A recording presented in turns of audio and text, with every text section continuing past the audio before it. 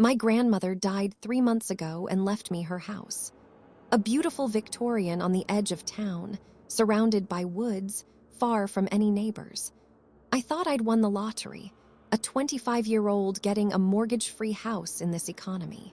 The first night I slept here, something knocked on my bedroom door. 3 slow, deliberate knocks. I got up to check. The hallway was empty. But here's the thing that made my blood run cold. I was knocking from the inside. The doorknob was on my side. Whatever knocked was in the room with me. That was 14 days ago. Every night it gets worse.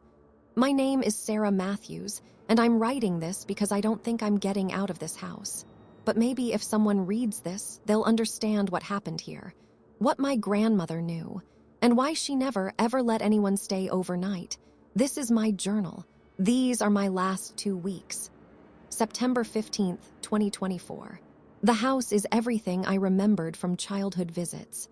3 stories, wraparound porch, stained glass windows that cast colored light across hardwood floors. Grandma kept it immaculate, not a speck of dust, everything in its place. The lawyer handling the estate gave me the keys this morning. "Your grandmother left specific instructions," he said, handing me an envelope along with the deed. "She wanted you to read this before you moved in." I opened it in my car.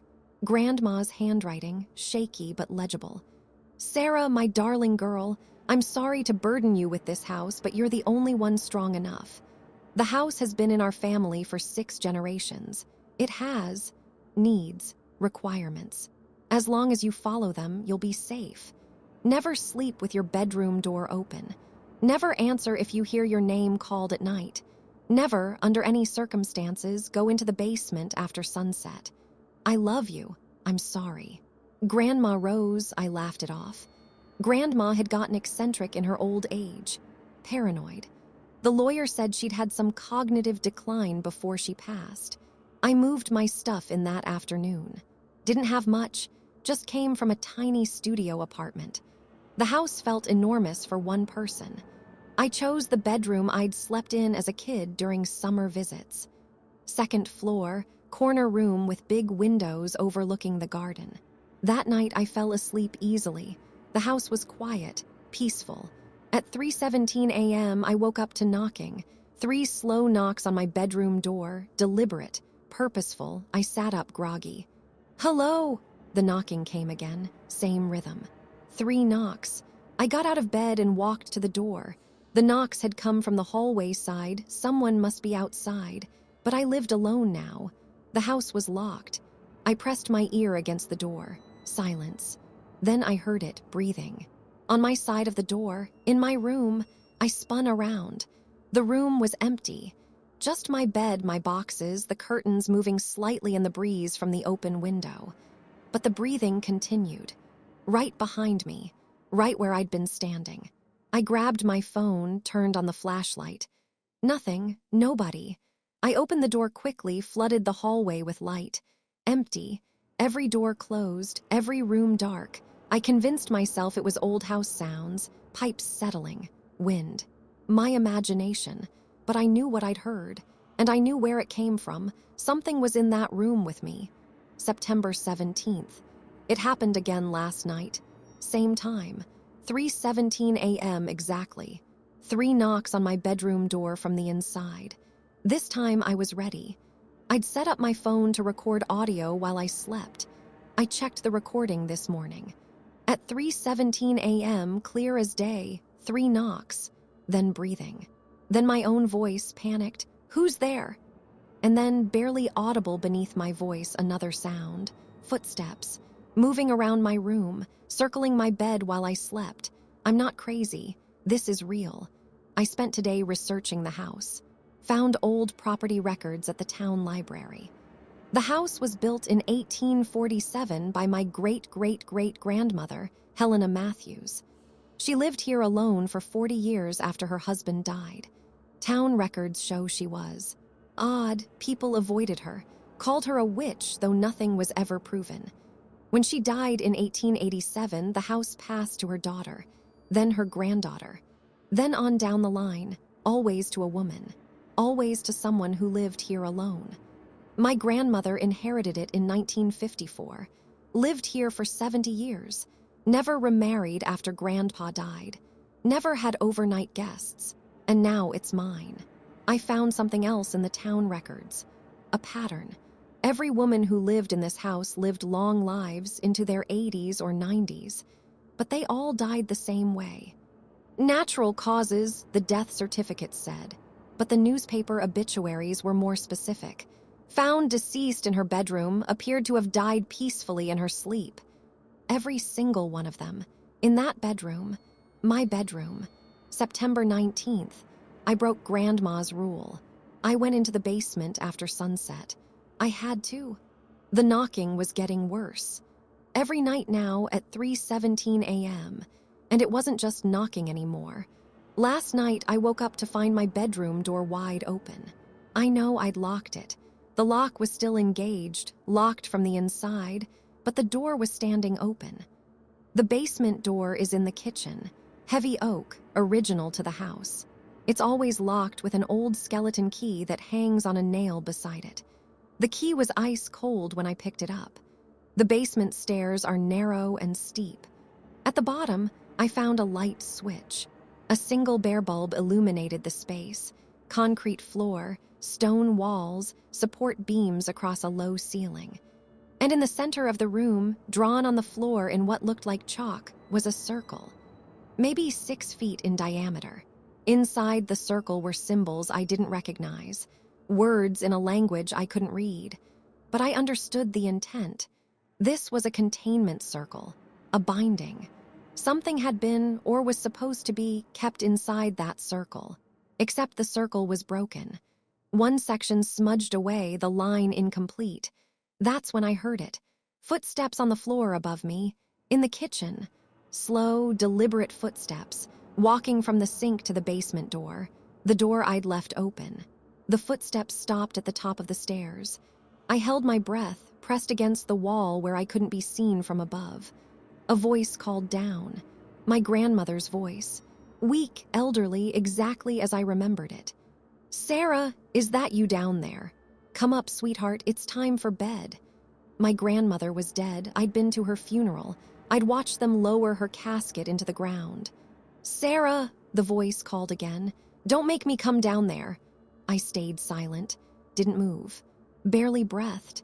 After a minute, the footsteps retreated, back across the kitchen, growing distant. I waited 10 more minutes before I moved, crept up the stairs as quietly as I could. The kitchen was empty, dark. The back door was still locked from the inside. I went to my bedroom, locked the door, pushed my dresser in front of it. At 3:17 a.m., the knocking came, louder than ever before, hard enough to rattle the door in its frame. 3 knocks, then 3 more, then 3 more. And between the knocks, my grandmother's voice, "Let me in, Sarah. I just want to talk. Let me in." I didn't answer. I buried my head under my pillow and cried until sunrise. September 21st. I found Grandma's journals today, hidden in the back of her bedroom closet behind a false panel. Leather-bound books, dozens of them, dating back to 1954. I've been reading for hours. And I understand now. I understand everything. The house isn't haunted. It's hungry. Grandma's first entry, dated June 3rd, 1954. "Mother passed away last night. The house is mine now." She told me everything before she died. About Helena, about what she did in 1847, about what lives in the walls. Helena Matthews was desperate. Her husband dead, her children starving, winter coming. She made a deal with something old, something that lived in the woods beyond the property line. She'd feed it and it would protect her, keep her alive, keep her safe, keep her fed. But you can't feed something like that with food. It feeds on life, on presence, on the essence of being alive in this space. Helena lived alone in this house for 40 years. Every night she gave it a piece of herself, a memory, a feeling, a moment of her life. The house consumed it. And in return, it kept her alive long past when she should have died. When she finally passed, there wasn't much of her left, just a shell. The house had eaten everything that made her human, piece by piece, night by night. And now it's my turn. I kept reading. Entry after entry, year after year. Grandma describing the same things I was experiencing. The knocking, the footsteps, the voice calling her name. But she'd learned to manage it, to give it what it wanted in controlled doses. She'd spent 70 years feeding this house just enough to keep it satisfied, but not enough to consume her completely. Until she got old. Until she got tired. Until she couldn't fight anymore. Her last entry, dated 3 months ago. I'm dying. The house knows it. It's getting desperate, trying to take more. I can't hold it back much longer. I'm leaving this place to Sarah. She's strong. Stronger than I was at her age. Maybe she can break the cycle. Maybe she can end this. But I doubt it. The house always wins.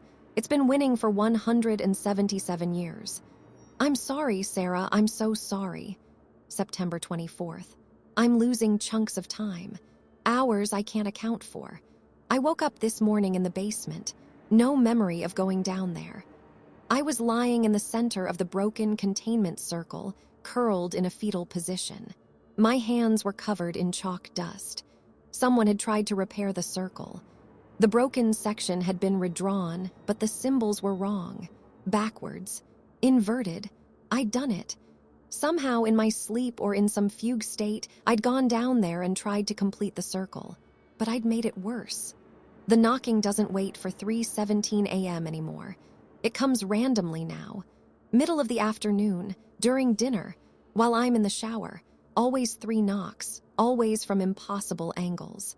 Yesterday, I heard knocking from inside the refrigerator. This morning, from inside my closed fist. The house is in me now.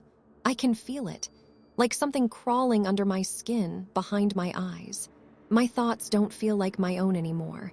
I'll be thinking about leaving, about calling for help, about burning this place to the ground, and then the thought just stops, vanishes, replaced with calm acceptance. The house won't let me leave.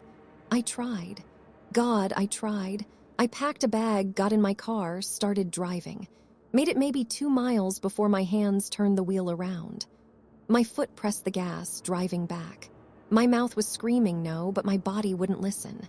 The house walked me back inside, locked the door, put me to bed. When I woke up, my phone was gone, my laptop too, car keys missing, every window nailed shut from the inside. I found them in my bedroom later. I'd done it myself. I don't remember doing it, but they were fresh nail holes, and the hammer was in my hand. September 26th. People came today, social services. Apparently, I haven't shown up for work in a week. Haven't answered calls or emails. My boss filed a wellness check. I watched from my bedroom window as 2 women knocked on the front door. They called my name, rang the doorbell, knocked again. I tried to call out, tried to run downstairs, tried to open the window. My body wouldn't move. I stood there, frozen, watching them give up and leave. After they were gone, my mouth opened. My voice, but not my words, spoke. Good girl. We don't need them. We have everything we need right here. It was Grandma's voice, coming from my throat. I felt it then, really felt it for the first time. The house isn't just in me, I'm becoming the house. Every night I give it more. Every night it takes more. Memories fading. Personality smoothing out. The things that make me Sarah, my loves, my fears, my dreams getting dimmer. I found more of my things in the basement today. Photos of my family torn to pieces. My journal from high school, pages ripped out and burned. My mother's necklace, the one I never took off, sitting in the center of that circle. I don't remember taking it off. I don't remember going to the basement, but I must have, because I'm the only one here. Right. September 28th. This is the last entry I'm going to write. Maybe the last thing I'll do as myself. I understand the pattern now. I understand what happened to Helena, to all the women who lived here. I understand what happened to Grandma. The house makes a deal. It protects you, feeds you, keeps you alive for decades beyond your natural life. In return, you give it yourself, piece by piece, memory by memory, year by year. By the end, there's nothing left. You're just an echo, a ghost in your own body, living in the house that's consumed everything you ever were. And then you die. And the house passes to the next woman. And the cycle continues. I have a choice to make. I could fight, could try to break free, could try to destroy this place and whatever lives in its walls. But I don't think I can. The house is too strong. And I'm so tired.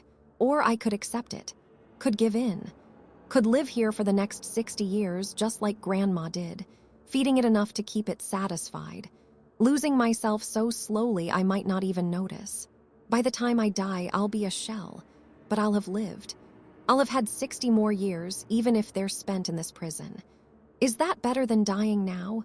Is slow consumption better than fighting and losing everything at once? I don't know. The knocking is constant now, all around me. In the walls, in the floor, in the mirror, in my own heartbeat. 3 knocks over and over like it's counting down to something. My bedroom door is opening on its own, just a crack, an invitation. Something is standing in the hallway. I can see its shadow under the door. It's waiting for me to invite it in, to accept the deal, to become the next keeper of this house. I have until tonight to decide, until 3:17 a.m. After that, the choice won't be mine anymore. September 29th. It's 3 a.m. I have 17 minutes. I've made my decision. I'm not going to fight. I'm not going to run. I'm going to open that door. I'm going to invite it in. I'm going to become what Grandma was, what Helena was, what all the women in my family have been. I'm going to feed the house, not because I want to, but because I'm tired of being afraid. Because 60 years of half-life is better than whatever happens if I refuse. Because maybe, just maybe, I can do what Grandma couldn't. Maybe I can learn to control it. Maybe I can find a way to break the cycle from the inside. Or maybe I'm just telling myself that to make this bearable. The knocking has stopped.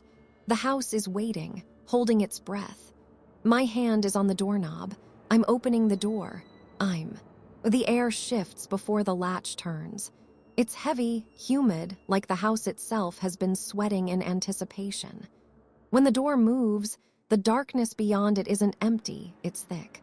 It moves as if breathing, pulsing faintly, a slow inhale that draws the warmth from my skin. The hallway stretches longer than it should. Every step I take echoes strangely, delayed, like the sound has to travel through something unseen before it reaches me. The portraits on the walls seem closer than before, their faces softer, blurred, melting into the wallpaper. There's movement at the far end. A figure, faintly outlined by the weak glow from the stained glass window on the landing. For a heartbeat, I think it's Grandma, standing exactly how I remember her. Slippers, nightgown, her silver hair braided down her back. She's smiling. Then she turns her head, and half her face slides away like candle wax. Beneath is wood grain, beneath that darkness. "Come," she whispers, though her mouth doesn't move. The sound vibrates through the floorboards. "You'll understand soon." I step closer. I can't help it. The air tastes like dust and lilacs. I feel something tugging inside my chest, not pain, but gravity. Like the house has found its anchor and is pulling itself home through me. The closer I get, the more the air hums, low and alive. The light from the window flickers between red and amber. Shadows move through it like veins under skin. I see shapes within the wood, outlines of hands pressing from the inside, reaching outward, leaving smears that vanish as soon as I blink. At the end of the hall, the wallpaper ripples. The house is breathing faster now, and for the first time, I feel it breathing through me. The heartbeat I hear isn't mine anymore. It's slower, deeper, and comes from everywhere at once. I whisper, "I'm here." Something in the walls sighs. 100 tiny cracks spread across the plaster like it's smiling. The air grows colder, sharper. My breath fogs the air, and in that fog, faces appear, fleeting, faint women's faces. All of them watching. Helena, Grandma, others I don't know. Their lips move together, perfectly synchronized, whispering one word that isn't in any language I know. But I understand it. It means begin. There's pressure behind my eyes, behind my ribs. 1,000 faint threads tightening. I feel them burrow through me from the walls, from the floor, from the very air, thin and invisible, weaving into my veins. My fingers twitch. My legs go weak. The floor opens beneath me, not like a trapdoor, but like something swallowing. I fall slowly, like sinking in water, into a space that shouldn't exist. The basement, the circle. It's there again, the chalk lines glowing faintly now, pulsing with the same rhythm as my heartbeat. The air smells like dust and metal. The smudged section has been repaired, not by hand, by the house itself. The lines move, sliding into place. Closing, I understand now. It wasn't a binding circle. It was a mouth, and it's been waiting for me to step inside. The light grows brighter. My skin turns translucent, veins fading, dissolving. I reach out, but my hand passes through my own arm like smoke. For a moment, I see everything. The house, the forest, the bones beneath the floor. The generations who came before me, their faces layered into the wood, their whispers forming the constant low hum that fills every room. It's not devouring us, I think. It's keeping us, all of us, inside, together. The thought doesn't comfort me, but it feels true. A warmth spreads through me, up my spine, into my skull. I feel memories unspool like ribbons, first the small ones. My apartment, my job, the smell of coffee. Then the deeper ones. My mother's face, my name, the sound of my own laugh. Each one floats away and fades into the wood, absorbed like rain. When the last one goes, I don't feel sad. I feel nothing at all, just a calm hum, a low, endless resonance. And then, faintly, a sound above me, knocking. 3 times, someone's at the front door. A man's voice calls out through the floorboards, muffled, uncertain. "Miss Matthews, Sarah, it's the county office. We received another report." His footsteps cross the porch. The door handle rattles. I feel my lips move. Not my voice, the house's voice through me. "Come in!" The knocking stops. Silence.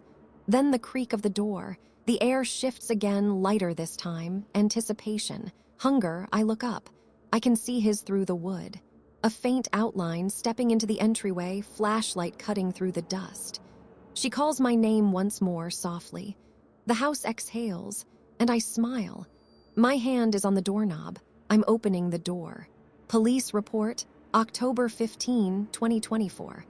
Case number, 2024-10-847. Subject, welfare check 847 Blackwood Lane. Reporting officer, Deputy James Morrison. Responded to 847 Blackwood Lane following repeated failed welfare checks. Subject Sarah Matthews, 25F, had not been seen or heard from in 30 days. Employer reported abandonment. Family reported no contact since mid-September. Forced entry at 14 o'clock hours. Found property in excellent condition. No signs of struggle or foul play. Subject located in second floor bedroom, sitting in a chair facing the door. Appeared to be in good health. When questioned, subject was calm and cooperative. Stated she had been busy with the house and lost track of time. Denied any distress. Refused medical evaluation. Denied any desire to leave the property. Subject appears mentally competent. No grounds for involuntary hold. Case closed. Note, something was off about this one. The woman looked fine, healthy even. But her eyes were wrong. Empty, like looking at a doll. And the house... I've been a cop for 15 years. I've been in hundreds of houses. But I've never felt like a building was watching me before. Couldn't get out of there fast enough. Hope she's okay, but I'm not going back.